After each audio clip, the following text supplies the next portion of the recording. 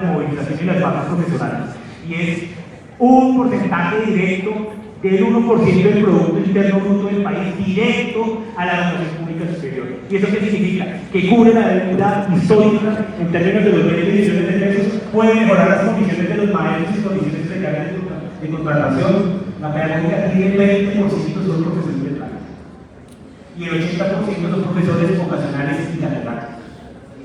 Por lo tanto, la agenda de lucha es a estudiar, a luchar, necesitamos construir un escenario articulado, superando la diferencia, trabajando con aliados estratégicos como son nuestros invitados, Alirio, Francia, Roy y demás compañeros y compañeras que han venido movilizándose, y desde Recuperemos UPN estamos trabajando en una propuesta de movilización no solo en la plataforma, una propuesta de carácter nacional que nos permita salir a las calles, no solo a defender el presupuesto, sino que se garantice que ese 39% de jóvenes que no pueden ingresar, que ese 40% de personas que están en condiciones de pobreza en este país, un país de 55 millones de personas, puedan ingresar a la universidad pública, y que la universidad pública sea la opción para cambiar este país. Por eso es que estamos antiuribistas, antifascistas, antipatriarcales y defender la educación pública gratuita, de calidad y de carácter universal.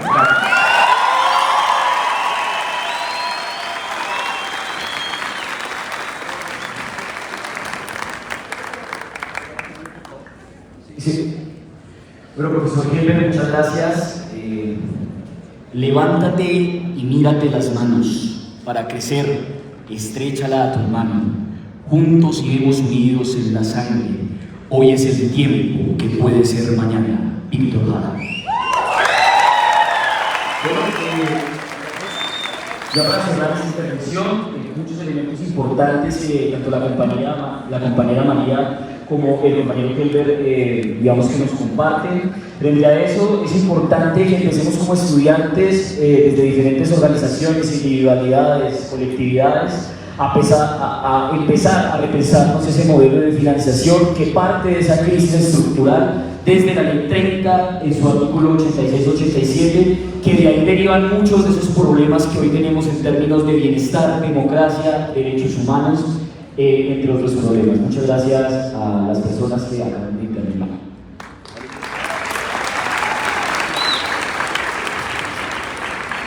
Bueno, entonces, para darle continuidad a la agenda que tenemos el día de hoy, propuesta.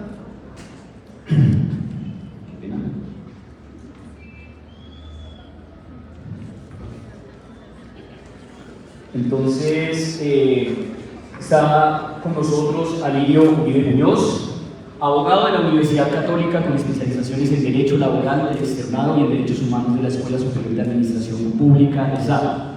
Recibió el premio Martín Hernández para los defensores de derechos humanos en el 2003. Ha sido 3 veces vicepresidente de la Federación Internacional de Derechos Humanos, que reúne a 178 organizaciones no gubernamentales de todo el mundo, y actuó como observador internacional durante el juicio por homicidio contra el expresidente peruano Alberto Fujimori. Fue representante de la Cámara durante el periodo 2013-2017, liderando iniciativas legislativas en favor de los derechos humanos. Actualmente es abogado de víctimas en casos como las masacres de Tandil en Nariño y La Guaripa en Sucre, y en el caso del atentado persecución contra la defensora Yolanda González, hoy víctima de detención injusta, así como de víctimas de abuso policial del 9 y 10 de septiembre del 2020 y del montaje judicial contra los hermanos Vélez, injustamente acusados del homicidio del comandante de la SIGIN de Soacha. También es delegado de las plataformas de derechos humanos ante el Consejo Nacional de Paz y Reconciliación y Convivencia, instancia consultiva del Gobierno Nacional en esta materia. Para él tenemos una pregunta muy concreta en términos de la educación superior, y es: ¿qué propuestas tiene para seguir defendiendo la democracia, el pensamiento crítico y los derechos políticos en los diferentes espacios de participación democrática? Bueno, muchas gracias. Buenas tardes para todas y todos. De verdad, Francia, estamos muy felices de estar acá con Francia, y quiero contarte una anécdota, Francia. Ayer estábamos en la EAN, que es una universidad de derecha, diría yo. Había un auditorio con 600 estudiantes. Yo me presenté, soy Alirio Uribe Muñoz, abogado, bueno, defensor de derechos humanos, soy del Polo Democrático, pero en todo el panel nadie habló, nadie opinó, nadie dijo nada pero cuando yo cerré el panel e invité a votar por Francia Márquez, el auditorio estalló en aplausos, pero de una manera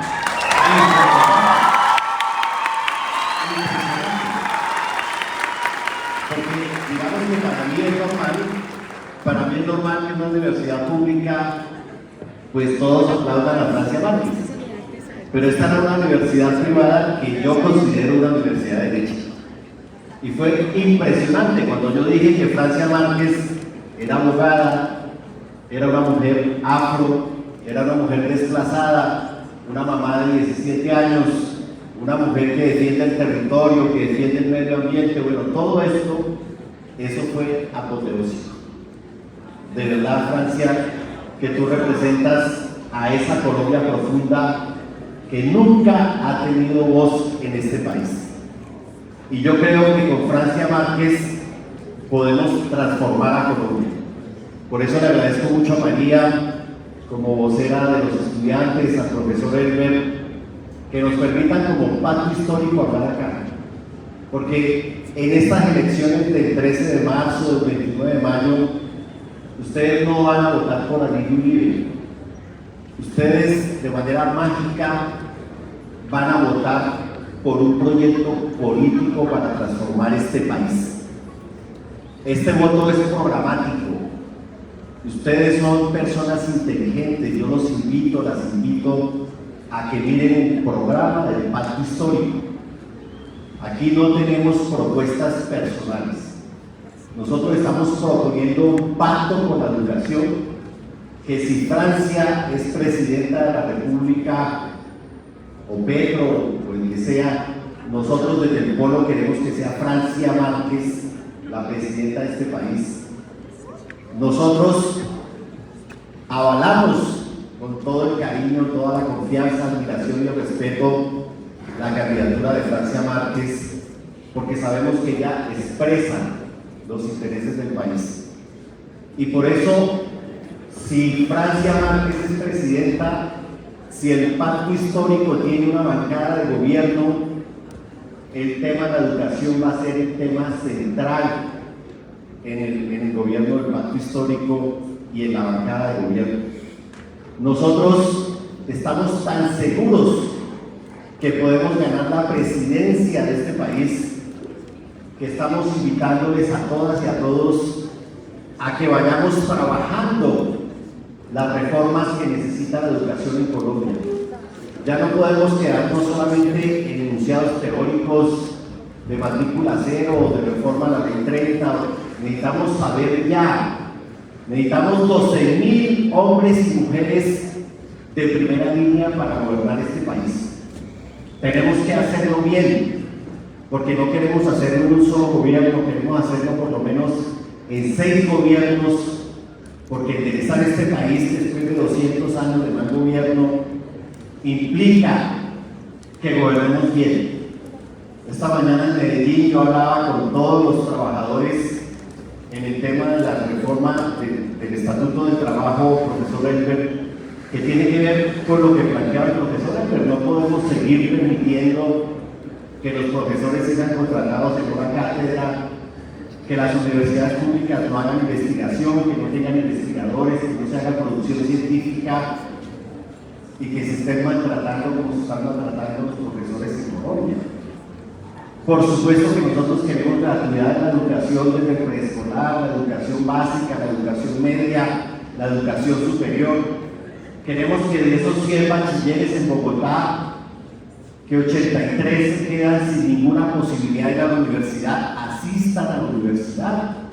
Obvio, necesitamos producir tecnología, conocimiento, ciencia. Hoy estamos asistiendo a la 4ª revolución mundial con los computadores cuánticos, con la inteligencia artificial, y nosotros tenemos que ponernos al día en todas estas tecnologías, en el conocimiento científico. Algún profesor de la Nacional un día en una tertulia que tenía, decía, es que el invento más importante que tenemos en Colombia es la Coca-Cola. De verdad, no es posible. No es posible. No es posible que yo por décadas haya tenido que representar en este país los profesores que fueron asesinados en las aulas de clase, los profesores universitarios que fueron asesinados cuando los paramilitares se tomaron las universidades del norte del país. No es posible que yo, que amo la universidad pública, haya tenido que pedir la captura de rectores universitarios por vínculos con grupos paramilitares, por matar a profesores como Miguel Ángel, profesor de la Universidad Popular del Cesar, que era el único que tenía doctorado en la universidad, y que lo asesinaron en los parqueaderos de la universidad porque se oponía a la toma paramilitar de la universidad. No es posible que yo me haya tenido que especializar en ayudar a sacar de la cárcel a los jóvenes que protestan en las calles. No es posible que hoy estén poniendo de medida de asentamiento a 5 jóvenes de USME que participaron en las protestas del año pasado. No es posible que sigamos en esta situación de violencia hacia quienes piensan diferente. Aquí se ha matado la inteligencia, aquí se han asesinado los profesores universitarios, aquí se han desaparecido los profesores universitarios. Yo fui abogado, Francia, del profesor Darío Betancourt. Lo desaparecieron saliendo de su cargo aquí de la calle 72 al Paraguay. Con todo el vehículo lo desaparecieron. Era el director del Departamento de Ciencias Humanas de esta universidad. ¿Y por qué lo desaparecieron? Porque era un investigador, porque era un científico social que investigó todo el problema del norte del valle, de los carteles, de la mafia. Entonces no es posible que nos sigan matando la inteligencia en este país. Entonces cuando ustedes me preguntan que qué hay que hacer, pues obvio que tenemos que hacer una reforma a la educación. Y vamos a llegar al Congreso el 20 de julio con una agenda legislativa que incluya ese tema. Y por eso yo los invito y las invito a que hagamos mesas de trabajo retomando las propuestas que ustedes ya tienen para que impulsemos esa reforma de la educación de manera participativa, con la voz de los estudiantes, con la voz de los profesores, con la voz de toda la comunidad educativa. Es de verdad, es de verdad. Tenemos que tener ya un análisis de cuáles son las políticas públicas que deben continuar en materia de educación, cuáles hay que reformar, cuáles necesitan presupuesto, cuáles no hay que seguir. Eso del Pilo Paya no puede seguir. No puede seguir que el Estado le pague las matrículas a la Universidad de los Andes, al externado, a las universidades privadas. Y no es porque nosotros no queramos que haya universidades privadas, muy bien que haya universidades privadas, pero no tiene por qué el Estado subsidiarlas sacrificando la educación pública en este país. Por lo tanto, compañeras y compañeros, el llamado es a la propuesta. Vamos a gobernar este país, tenemos que gobernarlo bien. Por supuesto que vamos a hacer una reforma estructural a la policía. Por supuesto que vamos a cerrar el SMAT.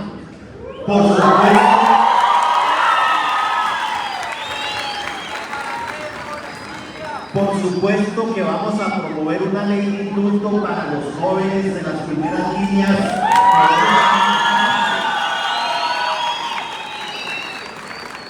Mire, no estoy hablando carreta, compañeros. No es porque yo esté aquí. ¡Libertad a los presos por luchar! Mire, compañeros y compañeras, en 1970 hubo una huelga, la más famosa que tuvo la Unión Sindical Obrera. En esa huelga condenaron cantidad de trabajadores de la UCI. Y en esa época, la única forma de sacarlos de la cárcel fue aprobando una ley de indulto para los trabajadores de la UCI. Yo creo que en este momento en que están en las cárceles o en detención domiciliarias o perseguidos los jóvenes que participaron en el estallido social, vamos a tener que proponer una reforma de ese tipo, una medida de ese tipo. Por supuesto que vamos a eliminar el servicio militar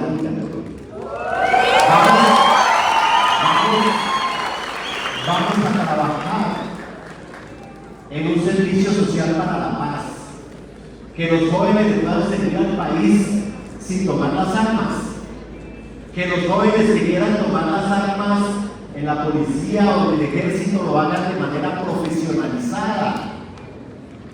No puede ser, Francia, tú que has vivido la violencia en las empresas mineras, no puede ser que nosotros sigamos con 19 batallones mineroenergéticos, con más de 76.000 pelados obligados a prestar el servicio militar para cuidarle los intereses a las empresas nacionales y multinacionales petroleras y mineras.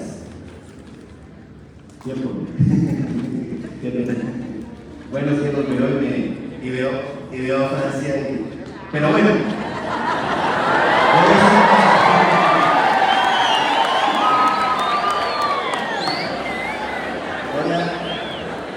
Voy a hacer una segunda pregunta.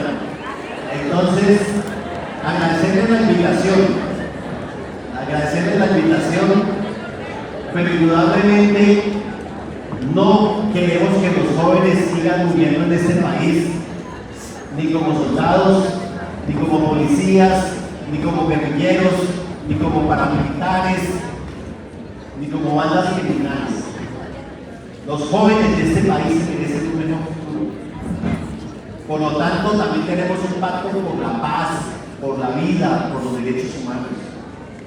Y tenemos pacto por la salud, y por la educación, y por las mujeres, y por, bueno, voy a cerrar acá diciéndoles que es muy fácil el cambio.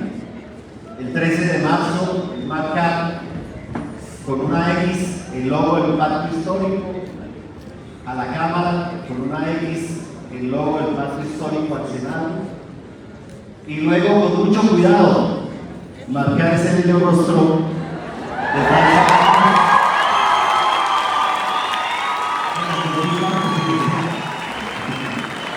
Bueno, muchas gracias. Quería decir otras cosas, pero respeto la agenda y paro acá. Muchas gracias.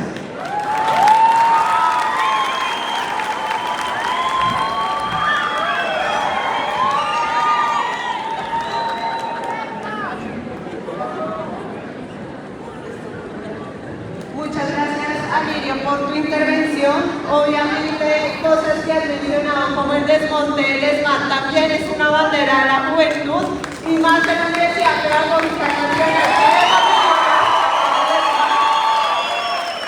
Seguimos luchando por una reforma a la educación para que sea una educación gratuita y de calidad y que el acceso a la educación superior no sea un privilegio como ha venido pasando en el país, ¿no? Bueno, ahora sí le daremos la palabra a Francia Márquez.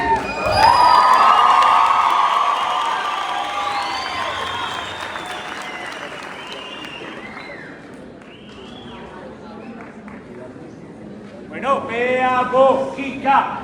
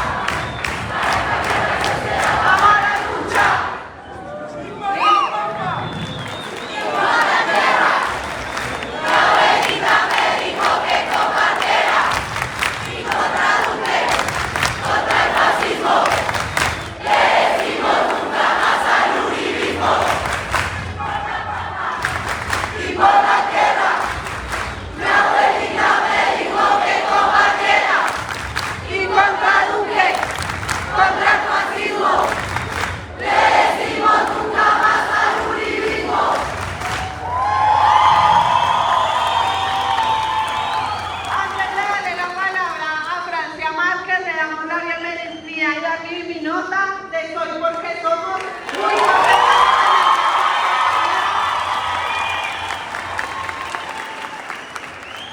Francia Márquez, lideresa social y ambiental, abogada y feminista, ha trabajado arduamente por el respeto de la vida y los derechos de las comunidades. Reconocida por su trabajo desde abajo, con la gente y para la gente. Importante papel ha jugado en el movimiento social en la defensa de la vida digna de los pueblos. Ganadora del Premio Medioambiental Goldman en el año 2018. Recorre el país, seguramente como muchas y muchos de nosotros lo hemos visto, sembrando aires de esperanza y vida para este país tan golpeado por el dolor y la muerte. Bienvenida, Francia, a la Universidad Pedagógica Nacional, a la educadora de educadores.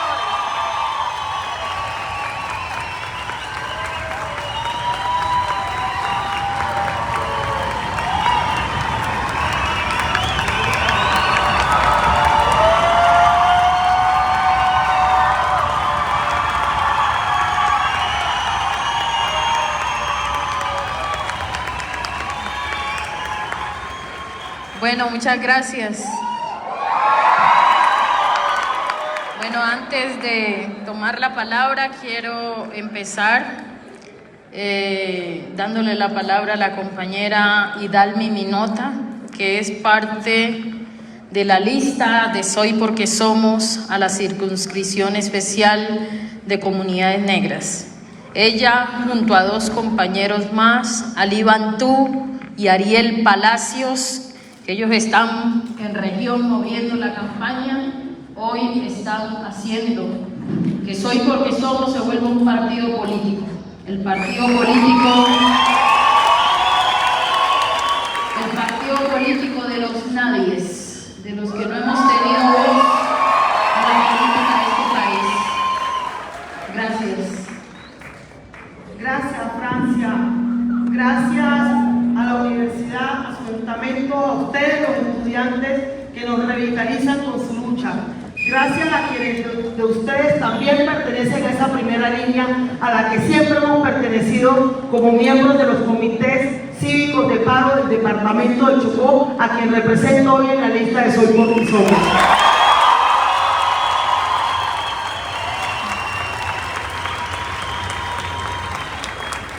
No me quiero extender mucho, decirles que nuestra presencia y aspiración se explican por darle soporte legislativo a la futura presidenta de Colombia, Francia Márquez Mina. Las 6 propuestas que comenzamos por plantear que tiene que ser parar la guerra. Parar la guerra a este país, en donde quienes estamos poniendo los muertos somos los nadies. Los ricos, la élite, no ponen muertos. Los muertos los ponemos nosotros, tanto los actores armados ilegales como de los actores institucionales armados, porque están engrosados por los hijos, los sobrinos y los primos nuestros. Entonces, parar la guerra también significa reformular la política antidrogas para despenalizar la siembra, el consumo y regularizar el comercio desde el mismo producto y sus derivados. Todo esto tiene que ver con el buen vivir. La educación debe ser gratuita en este país. Yo no acepto que ni se deje sin más.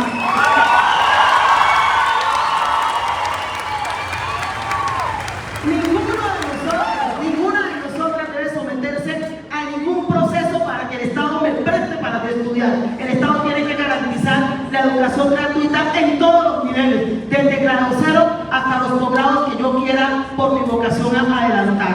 Ese tipo de propuestas son las que nosotros pensamos gestionar y apoyar en la labor legislativa que nos corresponde. La vida nuestra, la vida entera, pertenecemos al territorio de la región del Pacífico, sufrimos la desidia, el racismo estructural, la discriminación de un Estado que no atiende con políticas públicas las necesidades de nuestros pobladores. Nosotros nos estamos muriendo por enfermedades que son fácilmente tratables en cualquier centro de salud de Bogotá. Nosotros estamos padeciendo el que nuestros jóvenes no tengan más esperanza que engrosar los grupos ilegales para matarnos entre nosotros mismos. Y eso tiene que cambiar. Por eso hoy concluyo diciendo que el llamado es a renovar la dirigencia política de este país. Votamos el 13 de marzo por Francia Márquez, ya está en una consulta, esperamos que le gane a Gustavo Petro con el apoyo de ustedes.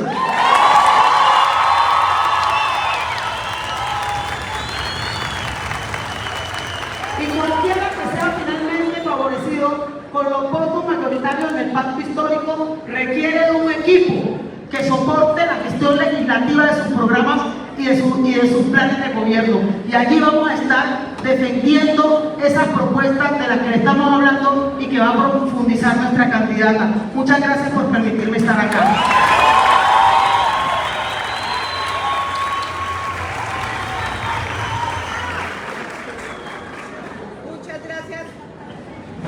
Muchas gracias, compañera, por acompañarnos en la Universidad Pedagógica Nacional.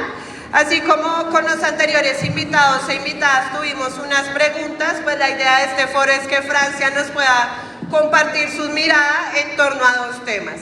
Primero, cuáles son las propuestas en términos de educación superior para la gente. Y segundo, pues cuál es la propuesta de país, de construcción de país que moverá Francia Márquez una vez gane la consulta para ser presidenta.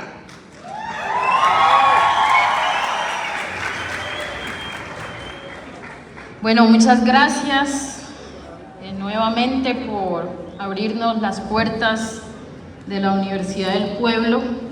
Gracias a todos ustedes, a todas, a todes por su presencia aquí. Gracias por su disposición de parir el cambio para este país. Antes de dar respuesta a las preguntas, tengo que decir por qué estoy aquí. ¿Sí? Yo estoy aquí porque así como la abuela de ustedes le dijo que combatiera, la mía me dijo resista, que el cambio tenemos que hacerlo en este país. Yo vengo del departamento del Cauca. Yo crecí en una montaña surcada por dos ríos. El río Cauca, que nace en el macizo colombiano, que empezó a agonizar con la represa Salvajina y que muere con Hidroituango. De allá yo vengo.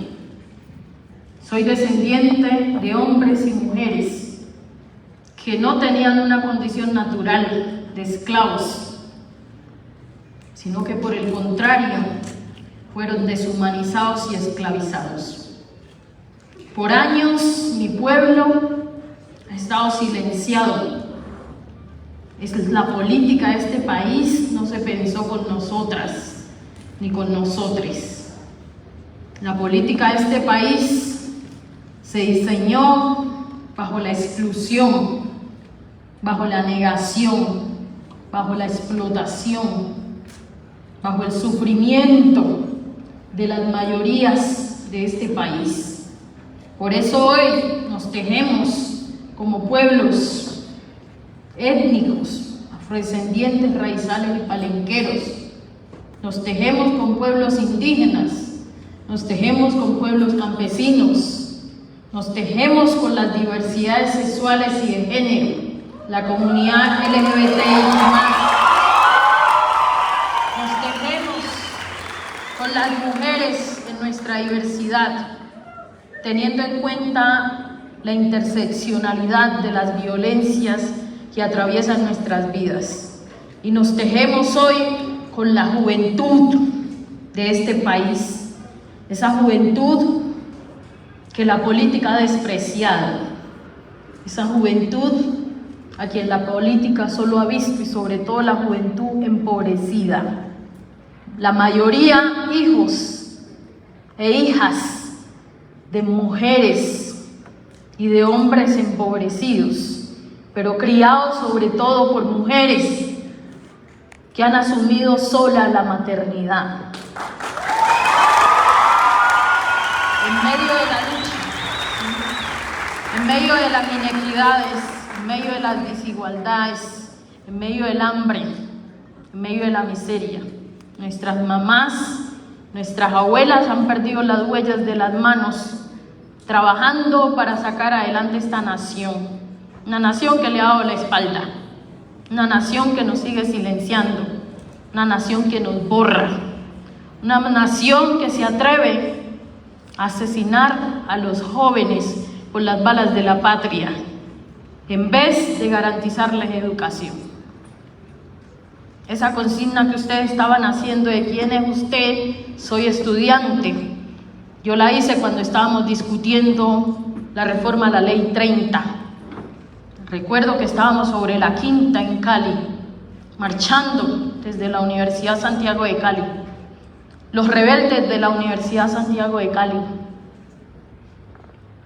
Y a 5 metros, un compañero nuestro fue asesinado. A 5 metros le tiraron una bomba que lo desmembró. Eso no es posible en este país, no es posible que la juventud siga muriendo a causa de la violencia por simplemente querer hacer sus sueños posibles, por simplemente querer hacer y vivir en una condición digna. Esa es la historia de los estudiantes, pero esa es la historia de los líderes sociales que levantamos la voz en los territorios, los que nos queremos que nos sigan despojando, los que queremos defender el río, el bosque, los manglares, el mar, los que queremos simplemente vivir tranquilos y en paz, como nos dicen nuestras abuelas. Si el Estado no nos quiere dar nada, que no nos den, pero que nos dejen vivir tranquilos, que nos dejen vivir en paz. Yo no hubiera estado aquí para ante ustedes diciendo que quiero ser su presidenta, si ese Estado nos hubiera dejado vivir tranquilos y en paz. Porque yo crecí en un territorio, sí, donde el Estado impuso la violencia, pero también ha estado la resistencia, en el departamento del Cauca. Sí, un territorio diverso, multicultural. Ahí nos hemos tejido con los pueblos negros e indígenas. Yo soy una mujer negra, pero no soy del Pacífico colombiano, yo soy de la región andina, ¿no? Y aprendimos con los pueblos indígenas a comer maíz, ¿no? Mientras que en el Pacífico comemos plátano, chontaduro, borojó, pescado, yo aprendí a comer maíz en el Cauca. Y eso quiere decir que ha habido unas relaciones históricas entre los pueblos, que en los últimos años, sí, la élite, la supremacía blanca, y cuando hablo de supremacía blanca no estoy hablando de pigmentación de piel, estoy hablando de una ideología política que se ha puesto al servicio de la política de la muerte.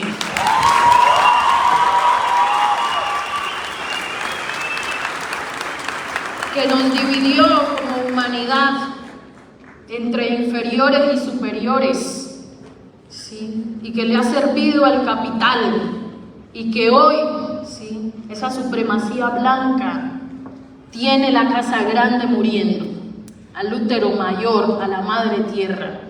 De eso estamos hablando cuando hablamos de supremacía blanca.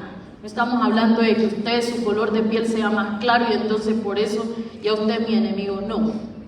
Estoy hablando de esa ideología, ¿sí?, que sustenta el racismo, que sustenta el patriarcado como formas de opresión.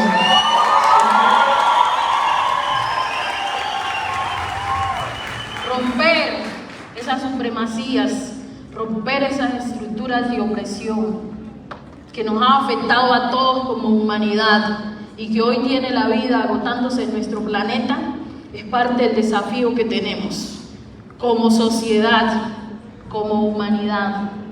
No tenemos de otra. Sí. Los pueblos veníamos siempre hablando de cuidar el territorio como un espacio de vida, pero las gentes cambiaron esas posibilidades de ver el territorio, de vernos nosotros como parte del territorio, como parte de la naturaleza, y creímos que éramos los dueños. Y llegó la pandemia, el COVID-19, el bichito, que ni siquiera lo alcanzamos a ver, y nos puso en jaque. Y eso nos demostró que no somos dueños de nada, que simplemente en este planeta somos una especie más. Y que hoy, si queremos salvar a esta especie y a todas las especies que aún sobreviven sobre la faz de la Tierra, nos toca pensar una política otra. Nos toca retomar otro rumbo como humanidad. Y eso pasa por la educación. No es suficiente educación gratuita, aunque es necesaria. Yo vengo de un pueblo donde la gente ni sueña en pisar la puerta de la Universidad Pedagógica. Y no sueñan porque no solamente el obstáculo está en términos del dinero, el obstáculo está también en términos de las barreras que el mismo sistema educativo ha colocado para que la gente pueda acceder. Sí. De 60 jóvenes que terminan un bachillerato en un pueblo, ¿cuántos llegan a pisar las puertas de la Universidad Pedagógica? Sí, ¿qué es la Universidad del Pueblo? ¿Cuántos logran llegar a la Universidad del Valle o a la Nacional? Cuando van a pisar la primera barrera que se encuentran son los puntajes que no les permite acceder. Y entonces les toca escoger entre el sueño de ir a la universidad y tomar un arma. Y tristemente la mayoría de nuestros jóvenes está tomando ese otro camino. Malcolm X, que ayer cumplió años en términos de su muerte, nos decía: el voto o la bala, ¿sí o no?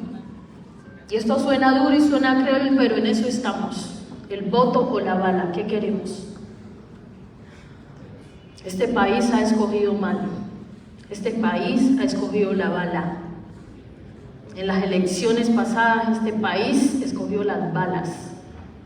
Y esas balas se traducen en las vidas de los jóvenes de primera línea que fueron asesinados, de los jóvenes que fueron desaparecidos, de los líderes sociales que diariamente son asesinados, de los líderes ambientales que todos los días desaparecen.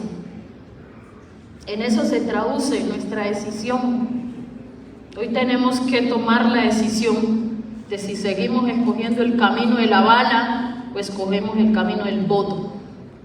Yo decidí escoger el camino del voto, en un departamento donde hubiera podido también tomar la opción, frente a todas las violencias estructurales que hemos padecido, de simplemente irme al monte y coger la bala.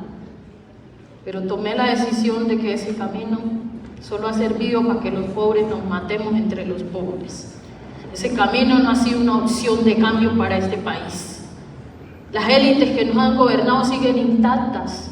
Se burlan de nosotros cuando salimos al paro, cuando salimos y nos tomamos la Panamericana en Cauca, o cuando salimos y paramos este país, se nos ríen en la cara. Sí, eso no les hace ni mella. Pues tenemos que hacer que, así como nos han sembrado miedo a nosotros por tantos años, ahora que sientan el miedo. Y el miedo no porque les vamos a dar bala, no. El miedo porque eso es lo que nos han ofrecido al pueblo.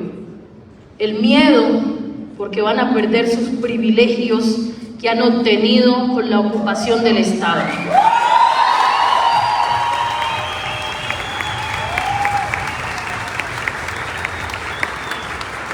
A mí me dijeron, esta igualada que hace diciendo que quiere ser presidente de este país, ¿y por qué no? Me han dicho que soy una infiltrada en la política, que soy una parecida. Pues sí, soy parte de las mayorías que nunca estuvieron, pero que ahora aparecemos en la política.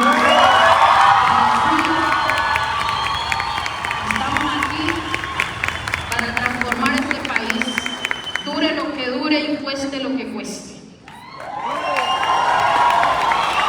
Nosotros no tenemos ya nada que perder. Nos han arrancado mucho, nos han arrancado seres queridos. Han hecho que más de 6 millones de gentes de este país se hayan tenido que ir huyendo o buscando oportunidades porque aquí no la lograron. Han hecho que muchos jóvenes hayan tenido que levantarse en armas. Y tristemente esos jóvenes son primos, son hermanos, son vecinos, son familia de nosotros. Los colocaron a servirle a una política de la muerte, que al final del día este Estado racial, patriarcal y clasista solo ha servido para mantener los privilegios de la élite, pero ha mantenido a las mayorías en el hambre, en la miseria, en la angustia, en la desesperanza. Aquí en esta ciudad la gente se angustia por el tema de la movilidad, porque toman horas y horas para llegar a un trabajo donde no reciben un sueldo digno, pero además pagan arriendos y los servicios públicos y no han recibido la quincena y ya están desesperados. Este sistema nos esclavizó sin darnos cuenta. Esa es la modernidad que nos ofrecieron. Sí. Como dicen varios, la modernidad no se baja encima de la colonialidad. Sí. Y de construir esa colonialidad del poder es parte de la razón por la cual hoy estamos aquí.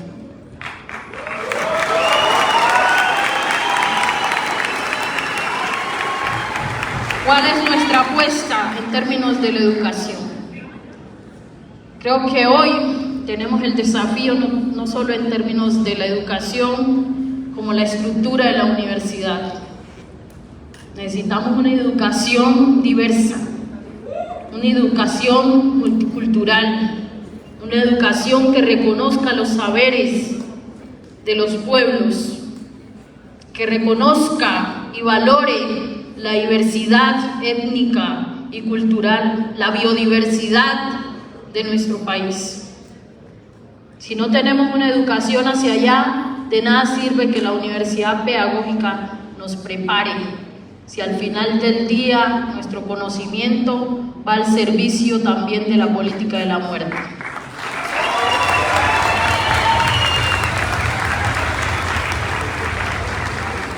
Necesitamos educación para la libertad, no necesitamos una educación que nos esclavice. Y eso significa entonces que cada uno y cada una de nosotras que nos aprestamos, ¿sí?, en términos de la educación, pues eso nos implica una ética, una responsabilidad con la justicia social de este país.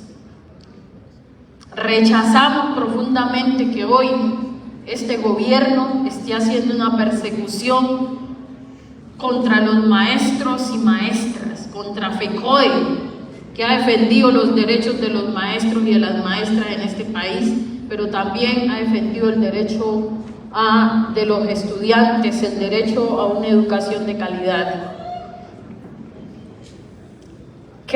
¿Cuál es la educación que necesitamos como sociedad? Cuando hoy somos la sociedad más desigual del mundo, cuando hoy somos de los países que más hambre estamos aguantando, ¿sí?, cuando hoy el racismo violenta nuestras vidas, cuando hoy el patriarcado permite el feminicidio y las violencias sexuales y de género, cuando hoy en esta nación a la comunidad diversa LGTBI más se le pisotea en su humanidad, deberíamos preguntarnos entonces qué tipo de educación es la que necesitamos, porque no solamente es acceso a educación y ya. La educación que hemos recibido hasta ahora ha sido una educación que se ha puesto al servicio del modelo neoliberal. Transformar ese sistema educativo es parte del desafío mayor. Y por supuesto ese va, como decía la compañera y los compañeros aquí, desde la educación básica, primaria, hasta la educación superior. Sí. Yo me pregunto, ¿es posible que haya una universidad feminista, antipatriarcal aquí en este país? Yo me pregunto, ¿hay posibilidad de una universidad negra que rompa con el racismo en este país? Yo me pregunto, ¿hay posibilidades para la academia para que reconozca la diversidad sexual y de género, las disidencias sexuales. Yo me pregunto, ¿hay posibilidades de una universidad que reconozca toda la biodiversidad que tenemos en nuestro país? Una universidad que no le diga a mi abuela que porque ella no sabe leer y escribir, entonces ella no es nadie, y que porque yo fui y pisé las puertas de la universidad y estudié Derecho, entonces yo ya soy más que mi abuela. Esa no es la universidad que necesita esta sociedad tan desigual, tan inequitativa, tan injusta. Por tanto, no solamente necesitamos los recursos para fortalecer la institución como tal, sino que es necesario reeducarnos, es necesario una educación al servicio de la vida. Es necesario, sí, porque nos educamos de otra forma, no solo aquí, sino la educación afuera, la educación que recibimos todos los días por los medios de comunicación, nos enseñó que el conflicto armado era la regla. Hoy necesitamos una educación para la paz, y no es la paz de discurso, no es la paz de debatir en foros, es la paz que nos permita andar sin miedo y sobre todo que nos permita vivir sabroso, porque necesitamos vivir sabroso en este país. Ese es el tipo de educación que nosotros queremos proponer. Por eso estamos ocupando la política, no como un fin, porque para mí llegar a la presidencia no es un fin, para mí es un medio. El fin es lograr que Colombia sea una Colombia digna, una Colombia igualitaria, una Colombia equitativa, una Colombia en paz, una Colombia donde nos podamos ver como la gran familia extensa. Nosotros nos vemos en nuestra comunidad como familia y hasta nos decimos primo y prima, y al que no conocemos, los mayores les decimos tíos, y no son tíos de nosotros, pero así nos criaron, sobre el respeto, sobre el reconocimiento, sobre el arraigo cultural y ancestral, por lo que somos y por el territorio que nos habita y que habitamos, que cohabitamos. Creo que ahí están los desafíos mayores de una educación. ¿Qué propone Francia Márquez? Construir mandato nacional, construir mandatos en términos de educación, mandatos en términos de salud. Necesitamos salud preventiva, no solo en términos de la atención de las EPS, que por sí ya son un fraude y que volvieron nuestras vidas un negocio. Necesitamos educación que cuide la vida, y eso implica educación preventiva. Si no cuidamos el territorio como un espacio de vida, si no tenemos una alimentación saludable, si no tenemos agua potable, ¿de qué salud estamos hablando en este país? ¿Cuánta gente puede abrir el grifo hoy de la llave para que le caiga una gota de agua? Estas ciudades son un privilegio en relación a las gentes que están en las regiones. ¿A cuántos todavía se siguen alumbrando con velas en nuestro país? ¿Cuántos, aunque nosotros podemos chatear aquí porque tenemos la conectividad, en cuántos territorios hoy la gente está aislada y no tiene conectividad a internet? Esos son desafíos que hoy tenemos como sociedad, y un gobierno que es el gobierno del cambio, por lo menos tiene que darse paso a generar esas condiciones básicas que necesitamos en este país. Eso no es cosa del otro mundo, eso son necesidades básicas. Que este país, que la dirigencia de este país mezquina, nos ha dado la espalda. Cuando estamos en los foros yo los escucho hablando de hambre, hablando de educación, hablando de paz, hablando de bienestar, hablando de seguridad. Yo no tengo que hablar de eso. Yo sé lo que es tener fatiga, yo sé lo que es tener hambre. Yo no tengo que hablar de guerra porque la hemos vivido. la hemos padecido y sabemos qué es, sabemos lo doloroso que es el conflicto armado, la violencia. Sí. Yo no tengo que hablar de seguridad, porque tristemente nos condenaron a vivir en medio del miedo toda la vida. Sí. En los últimos años me he pasado todo el tiempo con 2 hombres armados, y a veces lo único que desearía es poder ir tranquila a una esquina de la tienda a comprar algo. A eso nos han llevado en este país, a sentir miedo de habitar la ciudad, a sentir miedo de habitar el territorio que nos vio nacer. Entonces esos son desafíos que tenemos, y pueden decir, ay, que es muy romántica y la política no está romántica. Pues como la política no ha sido romántica y no pone el amor, por eso es que estamos como estamos.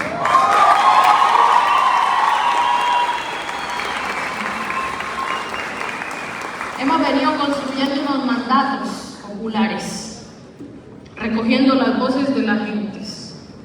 Y hemos concluido, ¿sí?, que el primer mandato del gobierno de Francia Márquez es parar la guerra en este país. ¿Y qué implica parar la guerra? Sin duda implica silenciar los fusiles, implica la implementación de los acuerdos firmados entre el Estado colombiano y las FARC.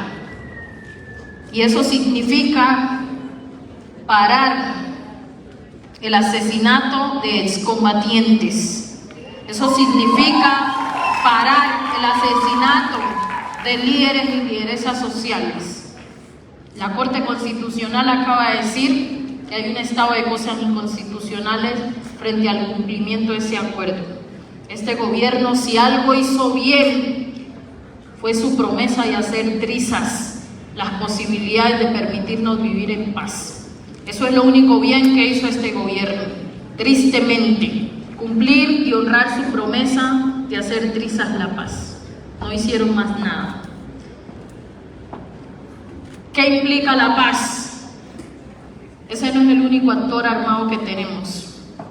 Tenemos hoy que establecer o restablecer la mesa de diálogo con el ELN. ¿Qué implica la paz? El desmonte del paramilitarismo en este país. ¿Qué implica la paz? Una reforma constitucional a las fuerzas militares y a la policía. Necesitamos una fuerza militar y una policía que cuide a su gente, no que violente a su gente. Una policía que la gente sienta confianza, que ayude a resolver las conflictividades en las comunidades, en las zonas urbanas, en los lugares donde estén, y no una policía que agrede, que violenta, ¿sí?, que atemoriza a la juventud, que asesina a su juventud. Necesitamos, ¿sí?, el logro de la paz, ya lo decía Idalmi, pasa por resolver el problema de las drogas en este país. Y ya está bueno de la política de la cero tolerancia. La cero tolerancia ha servido para los pueblos, para imponerle la política antidroga a los campesinos, a los negros, a los indígenas. Sin embargo, toda la tolerancia para los que han ocupado el Estado y se codean y hacen parte de las estructuras del narcotráfico en este país. La legalización de las drogas significa entonces atender el consumo problemático como un problema de salud pública y no como un problema de que el joven que consume sustancias, que consume marihuana o cocaína o lo que sea, entonces es un criminal, es un delincuente, y por tanto el trato que le da el Estado es un trato de una política criminal. Hay que cambiar ese paradigma, romper con ese paradigma, sobre todo porque las víctimas de este país, sobre todo, son los jóvenes que que han sido estigmatizados, señalados y violentados a partir de la política antidrogas. Necesitamos cambiar el uso de la hoja de la coca y de la marihuana para producir alimentos, para producir productos de industria farmacéutica, para producir industria textil, etcétera, etcétera, que puedan servir y que puedan contribuir y fortalecer la economía de este país. Eso no es un invento, porque eso ya lo vienen haciendo en Bolivia con la hoja de la coca, lo vienen haciendo en Uruguay con la hoja de la marihuana. Yo creo que hay ejemplos de cómo poder cambiar, entendiendo que el narcotráfico, sin dudas, es la gasolina que se le echa al fogón para que arda más. El narcotráfico, no podemos negar que en este país contribuye a sostener la guerra y el conflicto armado. Resolver eso entonces es poner un enfoque de cuidar la vida, de garantía de los derechos humanos. Ese es un desafío grande, porque ustedes saben que aquí a quienes han pensado en transformar estructuras reales, ¿sí?, de opresión, de violencias, lo han asesinado. Aquí la política se ha hecho silenciando las voces de la gente. Así que cuidarnos es parte del desafío primordial para hacer el cambio que este país necesita. Cuidarse ustedes, cuidarnos nosotros, que hoy nos ponemos en primera línea, en la primera línea de la política de este país. Es necesario pensar en la economía del país. El primer renglón de la economía ha sido el extractivismo. Y ahora nos dicen que están contentos porque mejoró la economía del país, pero a consecuencia de eso no vemos eso reflejado en bienestar social. ¿Sí?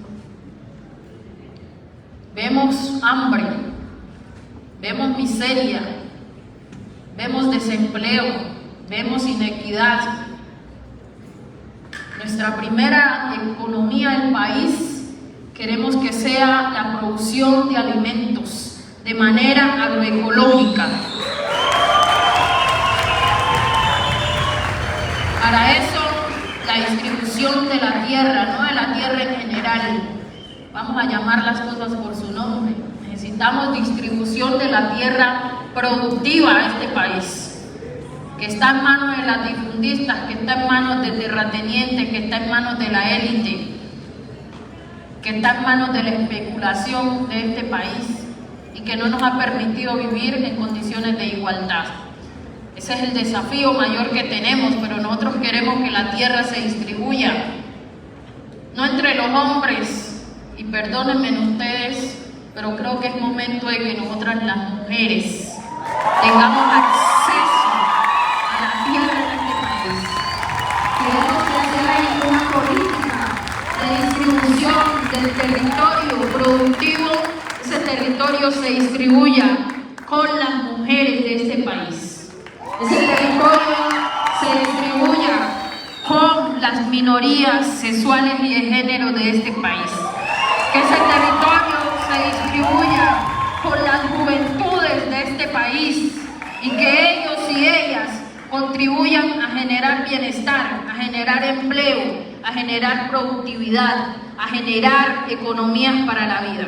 Ese es el desafío que tenemos, eso es lo que planteamos como pueblo. Eso significa cambiar las relaciones de poder, eso significa que el Estado debe brindar las garantías que siempre ha puesto al campo, pero a algunos sectores del campo, sectores poderosos de la agroindustria, de la caña, el Estado siempre le ha brindado garantías. Hay que redireccionar los subsidios para que no terminen en agroingreso seguro, sino que lleguen realmente al campesinado colombiano que lo necesita para que sus economías, desde los cultivos de pan coger en los territorios, se fortalezcan. Creo que Colombia es uno de los 5 países que podría no solamente suministrar alimentos para nuestro país, sino para el mundo. Ese es el desafío que hay en la implementación de un sistema de producción agroecológico donde la soberanía y autonomía alimentaria vuelva a ser el primer renglón de la economía de este país. Donde el turismo, sí, somos el segundo más biodiverso.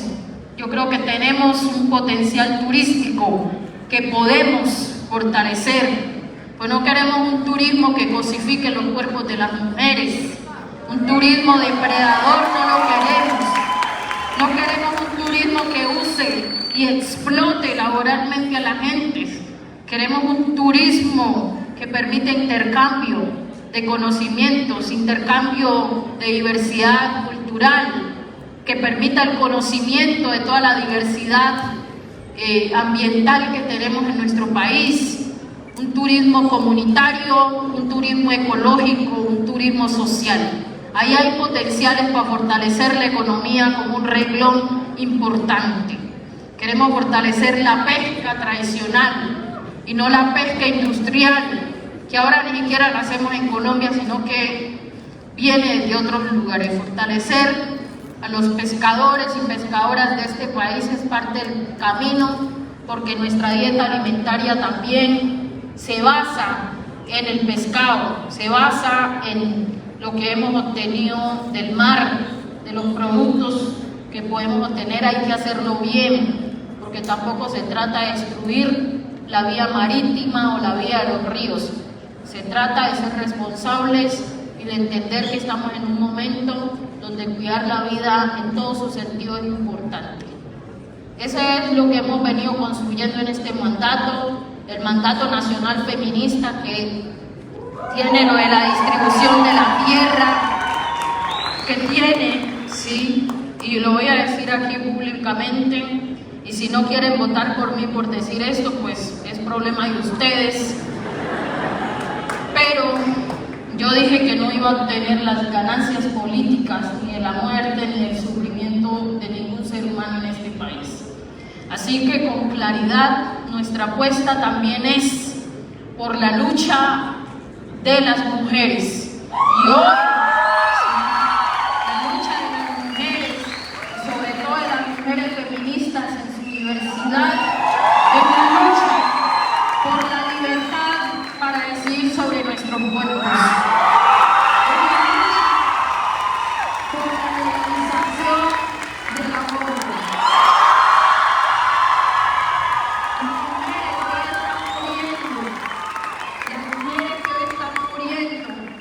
Porque no se les permite tener un aborto legal y seguro, son mujeres empobrecidas y la mayoría son adolescentes.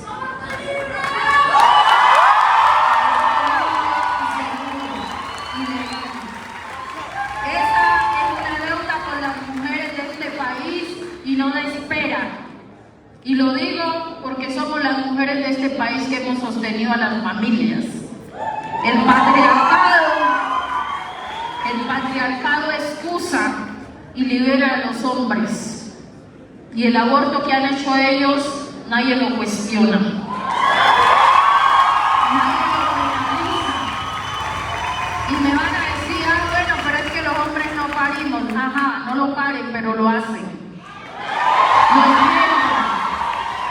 Y entonces la responsabilidad de la crianza no puede seguir siendo una responsabilidad impuesta hacia las mujeres.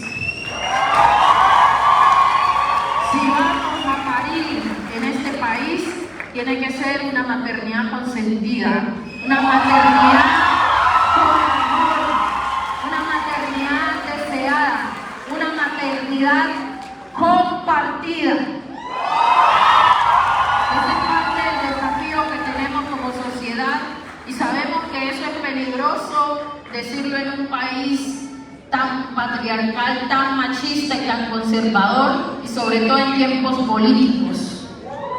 Por ahí hay algunos que ya me salieron a decir que porque acompaño la lucha de las mujeres, que yo soy una mataniña.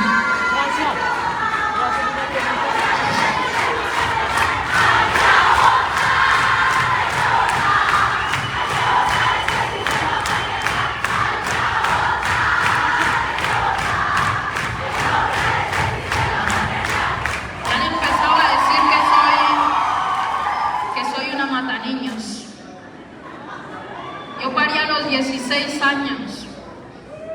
Y parí no porque era un embarazo deseado. Por supuesto, cuando me enredé con el man, lo hice porque lo quería, porque lo deseé, ¿sí? Pero no tenía una claridad sobre la responsabilidad de una maternidad. Nadie me había enseñado eso, ¿sí? Y entonces adolescente, cuando me vi, fue con la barriga y pues me tocó asumir esa maternidad, lo asumí. Afortunadamente tenía a mi mamá, tenía a mis hermanas, tenía una familia grande, pero en la ciudad, en muchos lugares las mujeres están solas, no tienen a alguien ahí que les acompañe. Y entonces, obligarnos a tener una maternidad no es el camino. Y no estoy diciendo que la maternidad no sea bonita y que no sea lindo tener hijos. Es bonito y es lindo, pero que no sea producto de la violencia patriarcal.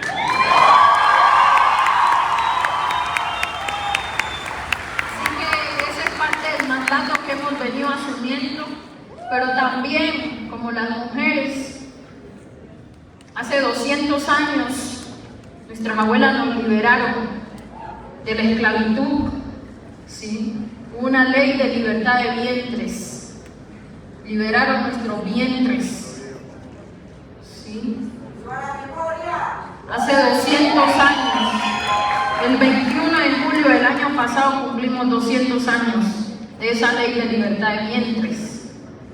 Y a pesar que nuestras abuelas nos liberaron sus vientres, este Estado nos esclavizó los vientres otra vez y nos puso a parir hijos e hijas para la guerra, porque quienes han ocupado esos espacios de la guerra son los hijos de las mujeres negras.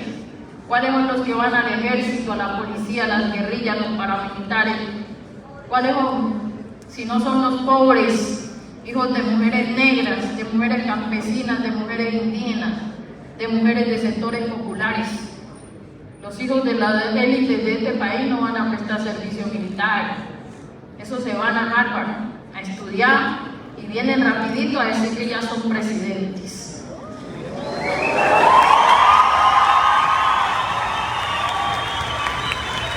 Entonces, al final del día, nuestra lucha como mujeres, nuestra lucha feminista también es por abolir la prestación del servicio militar obligatorio.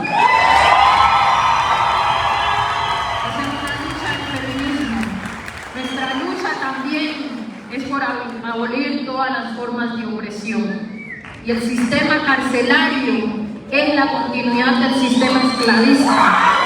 Por tanto, trabajar por abolir el sistema carcelario en este país es parte del desafío que tenemos en un gobierno del cambio. Estas son las transformaciones que necesita nuestra sociedad para ser una sociedad digna, una sociedad justa, una sociedad igualitaria, equitativa, pero sobre todo una sociedad en paz. Queremos vivir sabroso y ese es el desafío que tenemos. Así que este 13 de marzo, no se olviden, su compromiso es con esa historia que no empieza con nosotros aquí, que empezó con nuestros abuelos y abuelas, pero que la estamos construyendo.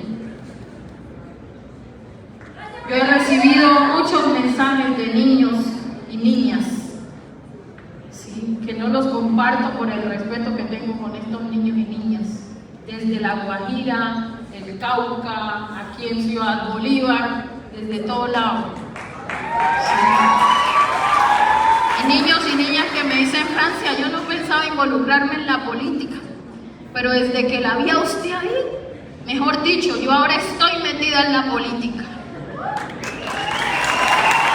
Niñas de 11 años, niñas de 8 años, ya me dicen eso.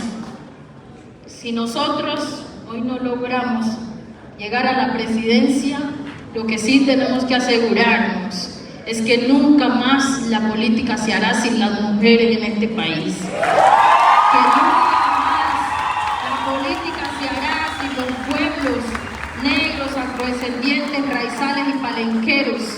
Que nunca más la política se hará sin la juventud de este país, que nunca más la política se hará sin la diversidad, que nunca más se hará sin los pueblos indígenas, sin los campesinos, que nunca más la política se hará sin las mayorías, porque no somos las minorías, somos las mayorías. Las minorías son las 47 familias que nos han gobernado. Nosotros somos la mayoría. Y hoy esas mayorías nos disponemos para ir de la resistencia al poder hasta que la dignidad se haga costumbre.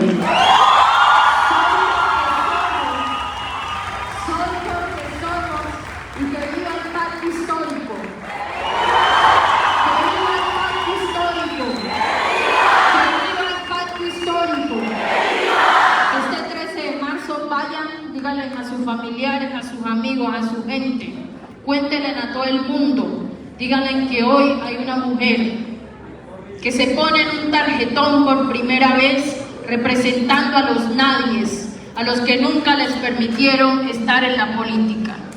Díganle que hay un tarjetón que tiene rostros de mujer, que tiene color, que tiene historia, que tiene memoria. En ese tarjetón del pacto histórico hoy hay 2 mujeres disputándonos la candidatura presidencial. Arelis Uriana, una mujer que representa a los pueblos indígenas, y Francia Márquez, una mujer que se autorreconoce, se autodetermina negra, rebelde, feminista.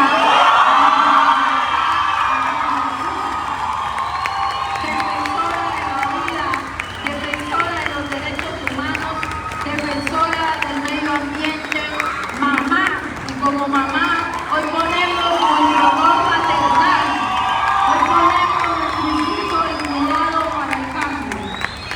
Pidan el tarjetón de la consulta del pacto histórico y desen el lujo de ayudar a dejar su huella en esta nueva historia para este país. Marquen este rostro bonito.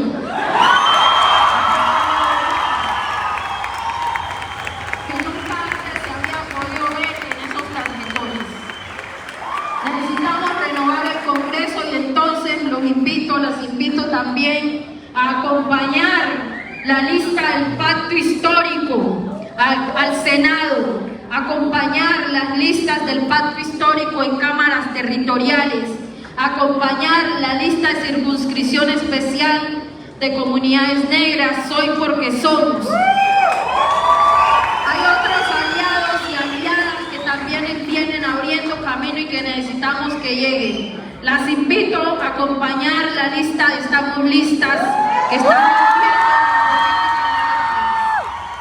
vamos por el cambio, y el cambio es con todas, con todos, con todes. Muchas gracias.